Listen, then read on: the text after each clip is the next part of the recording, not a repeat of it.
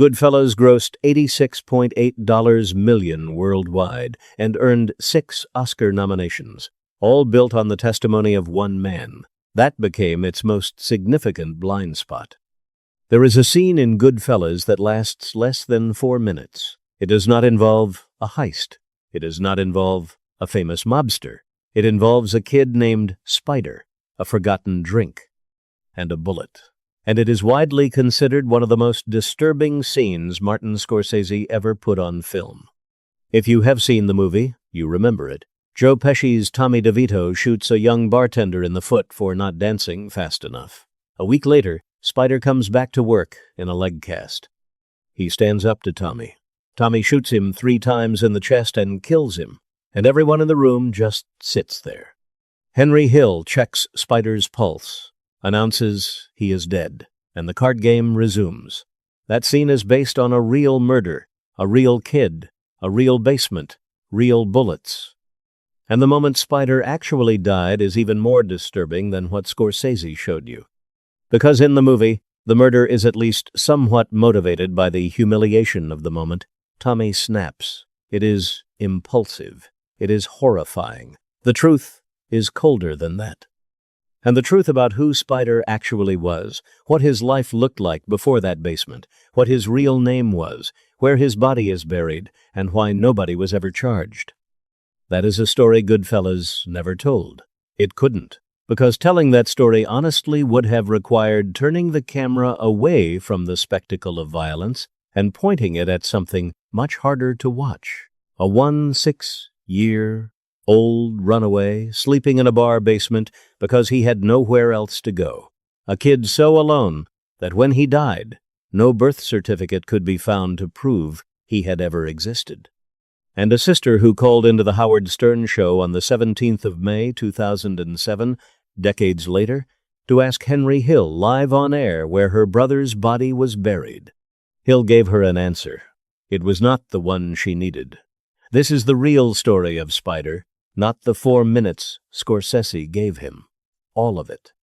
But here is what makes this story genuinely strange. Almost everything the movie changed about Spider's murder made it less disturbing. The real version is darker at every level. And buried inside it is the story of Tommy DeSimone himself, a man so dangerous that even the mob eventually ran out of patience for him. A man who was lured to his own death with a promise. Who walked into a room believing he was about to receive the highest honor the mob could give, and who died instead with a single bullet in the back of his head. Shot by the people he trusted most. 2 men walked into that basement in the summer of 1970. Only one walked out, and neither of them ever faced justice. Because in the world of South Ozone Park, Queens, in 1970, there was no justice. There was only the crew, and the crew had its own rules.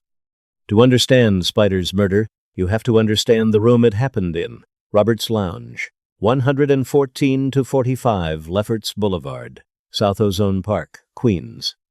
A bar owned and operated by James "Jimmy the Gent" Burke, born the 5th of July, 1931, an Irish-American gangster who served as one of the most valued associates in the Lucchese crime family's history. Burke was not Italian, which meant he could never be formally inducted as a made man. It made no difference in practical terms. Paul Vario, the Lucchese capo who ran the East New York and South Ozone Park crew out of Brooklyn, trusted Burke with more responsibility than most men who were made.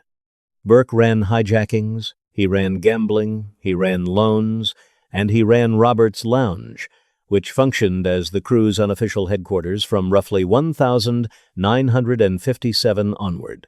Card games in the basement, meetings at the bar, bodies, according to Henry Hill, buried in the walls and floors when the need arose. Hill later told the FBI that Burke buried over a dozen corpses in and around that building across the years it operated. In 1980, excavators working in the basement found a human leg bone and part of a human shoulder bone. The remains were never definitively identified. This was the world Spider walked into. Michael Gianco, born 1954, Brownsville, Brooklyn, His full name at birth was Michael Gianco. His parents were Sardinian immigrants from Olbia, an ancient coastal city on the northeastern shore of Sardinia. When the family arrived in New York, the name was anglicized to Gianco. The nickname Spider came later, given by the men around Robert's lounge because of his long arms and long legs and his talent for burglary. He could climb into places other people could not reach. He could slip through openings too narrow for anyone else. In a crew that valued that kind of specific, practical skill, Spider had found the one thing that made him useful. He was, by the time of his death, 16 years old. Think about that. The character in Goodfellas looks like a young man in his early 20s. The actor who played him, Michael Imperioli, who would go on to play Christopher Moltisanti across 86 episodes of The Sopranos from 1999 to 2007, was 24 years old when the film was shot. The real Spider was 16 when Tommy DeSimone put 3 bullets in his chest. He had been abandoned by his parents. He slept in the basement of Robert's lounge on nights he had nowhere else to go. He collected numbers. He ran errands. He prepared sandwiches and coffee for the high-stakes card games that happened downstairs. He was not a gangster. He was a kid who had attached himself to the only people who paid any attention to him. And in the hierarchy of that world, he was at the very bottom. But he was liked. That is the detail that makes everything that followed even harder to process. Henry Hill liked Spider. Jimmy Burke liked Spider. They saw something in him. Not potential for violence or criminal talent exactly, just the kind of loyalty and reliability that young men who have nothing else to offer sometimes develop to an extraordinary degree. Spider showed up. He was dependable. He was trusted with small things, and he did those small things well. In the world of the Lucchese crew's peripheral operations, that was worth something. The one man who did not like Spider was Tommy DeSimone. Tommy DeSimone, born in South Ozone Park, Queens, on the 6th of June, 1946. The youngest of 8 children, he was raised in a family so deeply embedded in organized crime that his connection to it was essentially inherited. 2 of his brothers were associates of the Gambino family. His sister Phyllis began a relationship with Jimmy Burke when she was 16 years old. Tommy DeSimone was born into the life the way other people are born into a trade. It was all around him from the beginning. It was the only world he knew. He was physically imposing in ways that Joe Pesci, for obvious reasons, could not convey on screen. DeSimone stood 6'2" tall and weighed 225 pounds. He did not look like a man who needed a gun to control a room. He used one anyway. By the time he was introduced to Paul Vario's crew in 1965, at age 19, he had already committed what Henry Hill described as his first murder. A stranger on the street. No motive, no reason. DeSimone had a new gun and wanted to see what it felt like to use it. He turned to Hill and said, "Henry, watch this." And that was that. Henry Hill, a man who had already been around violent people for years, walked the rest of the way home in silence. He said later that was the first time he truly understood he was around someone operating on a completely different level. DeSimone was brought into the crew by Burke, who vouched for him to Vario. Hill described the introduction in Pileggi's Wise Guy exactly. Jimmy came by the cab stand one day with a skinny kid who was wearing a Wise Guy suit and a pencil mustache. It was Tommy DeSimone. DeSimone and Hill were assigned to work cigarette hijackings together. They were making $300 to $400 a day within weeks. And DeSimone was useful in the way that only men without fear can be useful inside criminal organizations. He hesitated at nothing. He questioned nothing. He was Vario's crew's most reliable instrument of violence at a time when reliable violence was a valued commodity. But here is the thing about Tommy DeSimone that the movie captures correctly and almost nothing else does.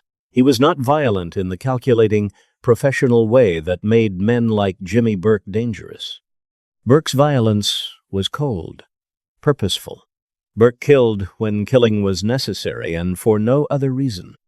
DeSimone killed when he felt disrespected, when he felt humiliated, when he felt that someone, anyone, had questioned his standing in the room. He threw darts at other card players when he was losing. He pulled his gun over arguments that other men settled with words. Henry Hill would eventually describe him as a pure psychopath, not a term Hill used loosely. A man who had spent his adult life around violence, and who drew a distinction between ordinary criminals and whatever Tommy DeSimone was. This is the man who set his sights on Spider. The hostility between them was not new the night of the murder.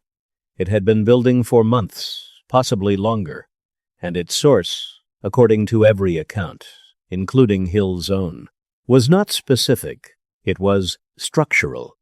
Spider was liked by Burke. Spider was liked by Vario. Spider was trusted with small things in the basement of Robert's lounge. And Tommy DeSimone, for all his violence and all his murders and all the fear he generated in every room he entered, had not yet received the formal recognition from the Lucchese family that he believed he deserved. He had committed murders on behalf of the crew. He had participated in major robberies. He had done everything asked of him and more. And the respect he craved, the recognition that he was something more than an associate, was still being withheld. A 16-year-old bartender who slept in the basement was more comfortable in that room than Tommy DeSimone wanted to be comfortable, and that was enough. July 1970. 30 inches the morning. The basement of Robert's lounge, a poker game. DeSimone, Jimmy Burke, Henry Hill, Anthony Stabile, and Angelo Seppi at the table. Spider moving through the room with drinks. He brought everyone their order. He forgot DeSimone's Crown Royal.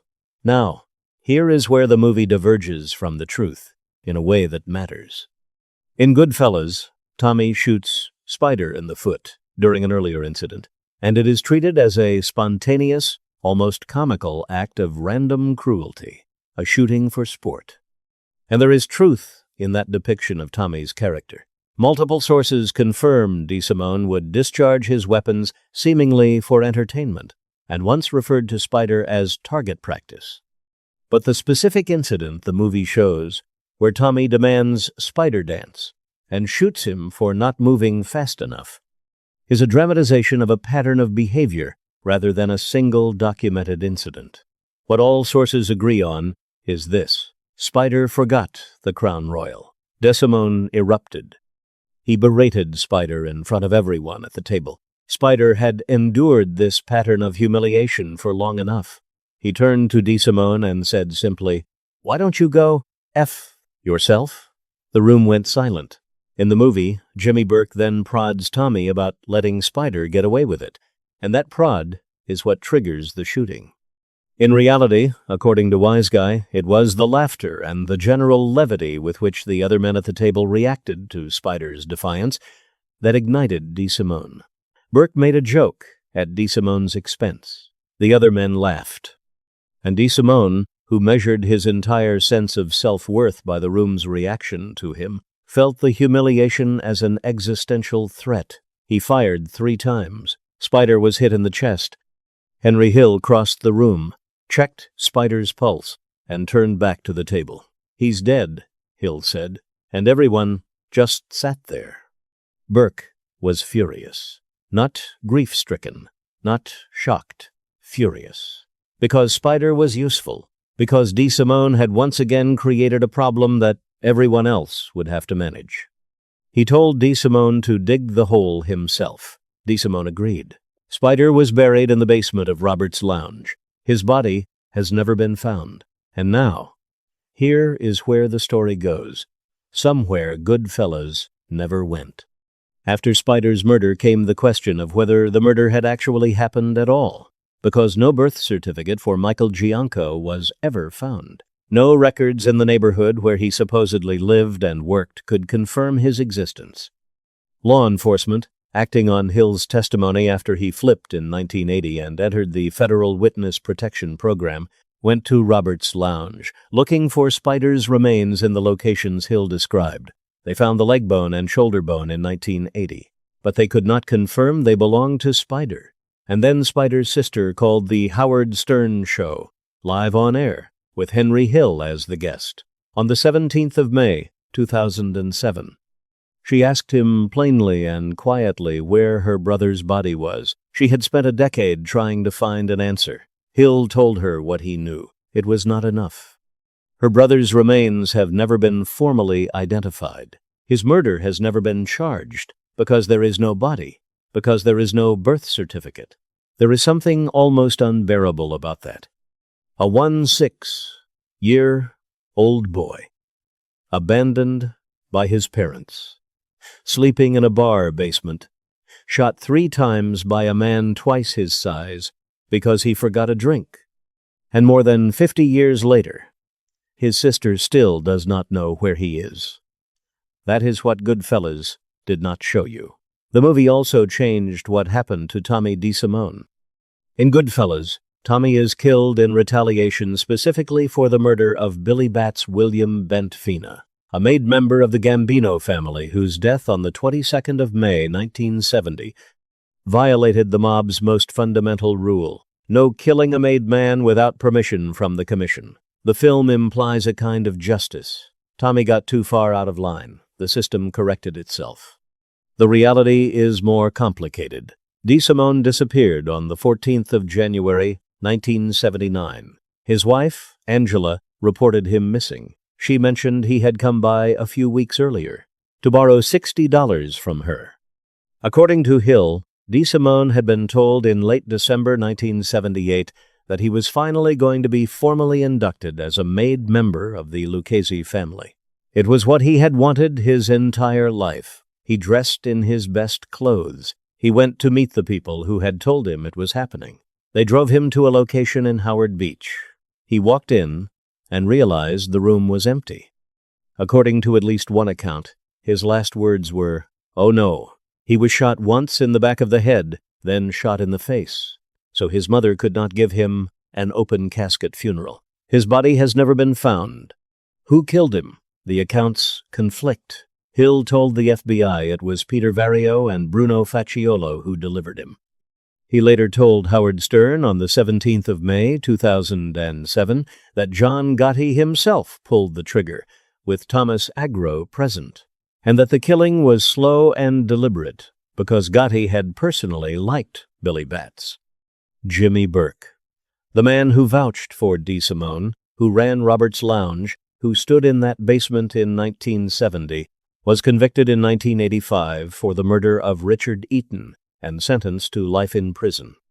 He died on the 13th of April, 1996, at Sing Sing Correctional Facility in New York, age 64, never having been charged with a single one of the murders Henry Hill described to the FBI.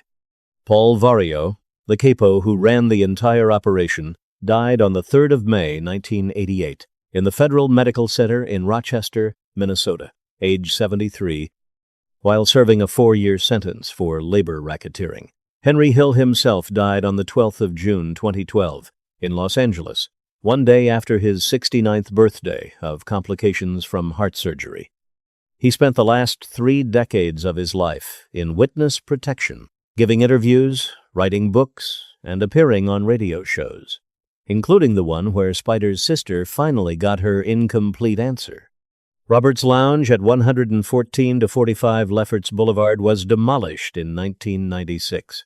The building is gone. The basement is gone. And somewhere beneath what was once South Ozone Park, Queens, the remains of a 16-year-old boy named Michael Gianco. Born to Sardinian immigrants, abandoned, given a nickname for his ability to climb through tight spaces, have never been recovered. Goodfellas gave Spider 4 minutes. The truth gave him far less than that, and the truth never bothered to remember him at all.